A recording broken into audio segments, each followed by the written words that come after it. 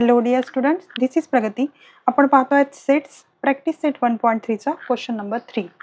पहा मुलांनो, इथे U चा एक सेट दिलेला आहे, युनिव्हर्सल सेट 1 2 3 नंतर 7 8 9 10 11 12 असे दिलेले आहेत आणि P चा जो सेट आहे तो 1 3 7 आणि 10 आहे.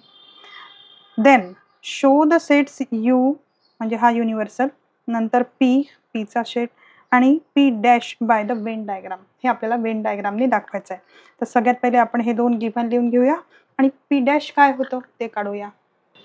P डॅशचा सेट कसा तयार होईल मुलांनो, जो पण काही युनिव्हर्समध्ये आहे त्याच्यातला एक जो सबसेट तयार झाला 1 3 7 9 1 3 7 आणि 10, तर ह्याला सोडून जे नंबर्स बनतील ते P डॅश बनतील, बरोबर ना.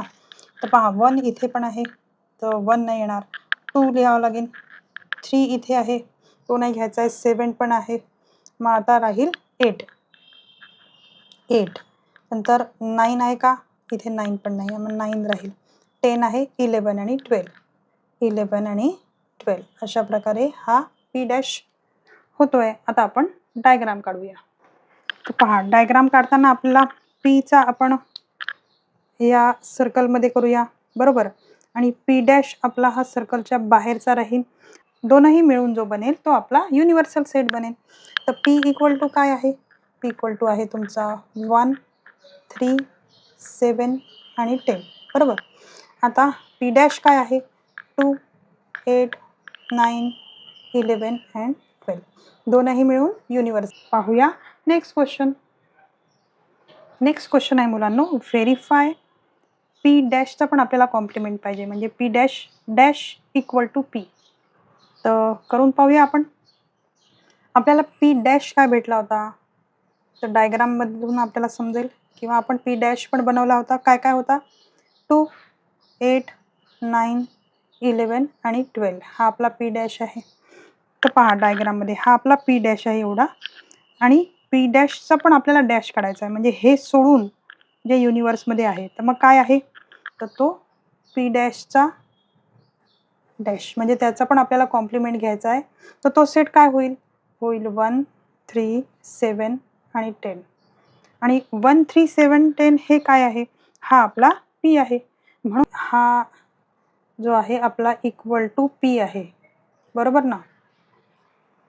जर का 1 आणि 2, फ्रॉम 1 आणि 2 आपल्याला काय भेटलं, P डॅशचा पण कॉम्प्लिमेंट इक्वल टू P भेटला, म्हणून P dash dash equal to P हे हेच प्रूव्ह आहे. क्वेश्चन नंबर 4 मध्ये पहा मुलांनो काय म्हटलेलं आहे, की ए सेट आहे 1 3 2 7, write the 3 subset of the set A.